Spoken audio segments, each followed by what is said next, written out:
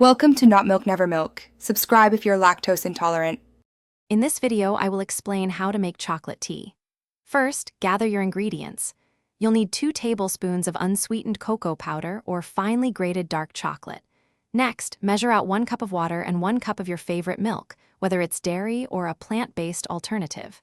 Finally, have your sweetener ready, such as 1 to 2 teaspoons of sugar, honey, or maple syrup to taste. This simple preparation ensures a delightful beverage. Now, let's get brewing. In a small saucepan, combine your 1 cup of water with the 2 tablespoons of cocoa powder or grated chocolate. Whisk this mixture continuously over medium heat until the cocoa is fully dissolved and the liquid is smooth, with no lumps. Once smooth, bring the mixture to a gentle simmer, letting it cook for about 2 minutes.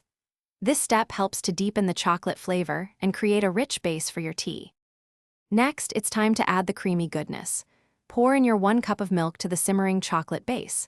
Continue to heat the mixture gently, stirring occasionally, but be careful not to let it boil. Just warm it through until it's hot and steamy. Once it reaches your desired temperature, carefully pour your freshly made chocolate tea into your favorite mug. Now, add your chosen sweetener, stirring until it's perfectly dissolved and tastes just right. Finally, let's talk about making this tea uniquely yours.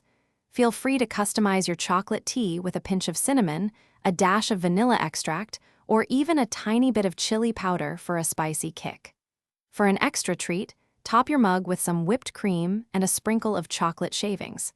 It's a wonderful way to elevate your drink. Don't forget to check the description below for a link to the Echo Dot smart speaker and other great deals to enhance your home experience.